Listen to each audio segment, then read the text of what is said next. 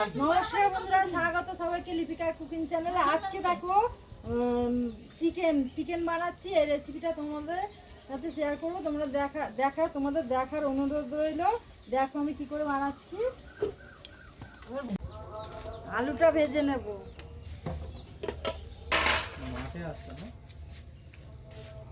আলুটা ভেজে নিচ্ছি।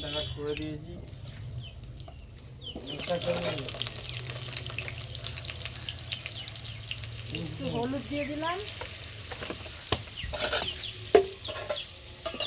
দিয়ে আলুটাকে ভেজে নেব। আলুটা ভাজা হয়ে গেছে, মাংসের আলুটা তুলে নিচ্ছি।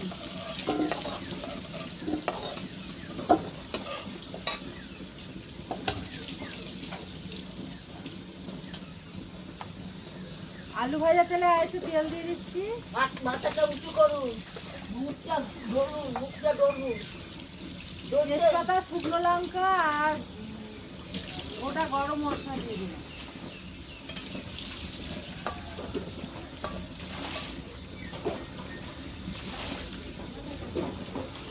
গরম মশলা ভাজা হয়ে গেছে, পেঁয়াজ কুচানো দিয়ে দিচ্ছি।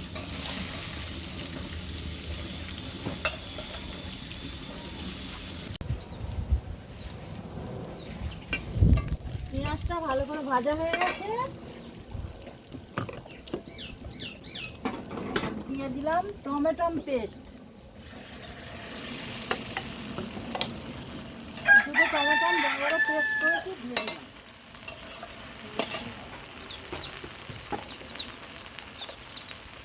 দিয়ে দিলাম হলুদের গুঁড়ো, মতো নুন দিয়ে দিলাম, জিরের গুঁড়ো, ধনের গুঁড়ো,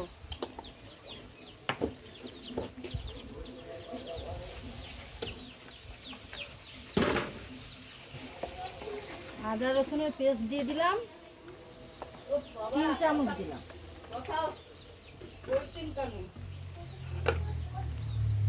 মশলাটা ভালো করে কষাবো। ভালো করে কষানো হয়ে গেছে, তেল ছেড়ে দিয়েছে। আর বলা হয়নি, লঙ্কা দেওয়া ছিল, আদা রসুনের পেস্টে লঙ্কা দেওয়া ছিল, কাঁচা লঙ্কা, কোনো গুঁড়ো লঙ্কা ব্যবহার করছি না। এই যে মাংসগুলো ভালো করে ধুয়ে রেখে দিয়েছিলাম, দিয়ে দিলাম মাংস।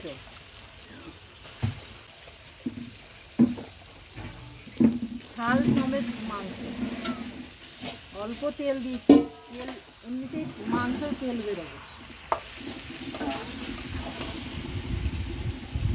ভাজা আলুটা দিয়ে দিলাম, এবার কষাবো ভালো করে।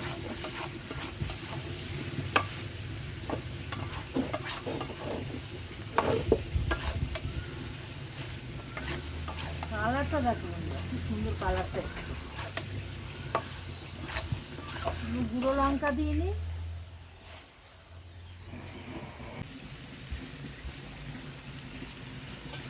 মাংসটা ভালো করে কষিয়ে চাপা দিয়ে দিই।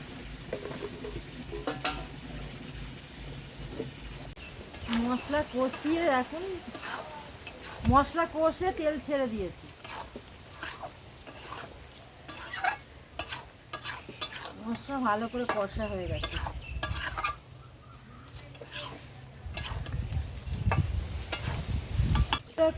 কষানো হয়ে গেছে, খুব সুন্দরভাবে কষানো হয়ে গেছে, তেল ছেড়ে দিয়েছে। এবার জল দিয়ে দিচ্ছি, জল দিয়ে দিলাম।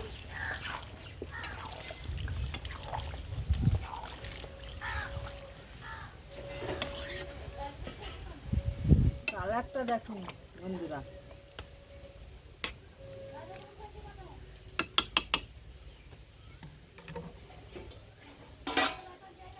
ঢাকা দিয়ে দিলাম।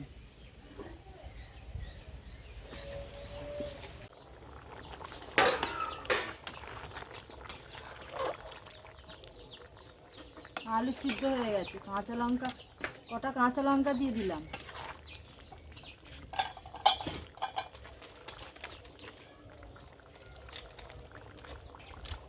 গরম মশলা দিয়ে দিলাম,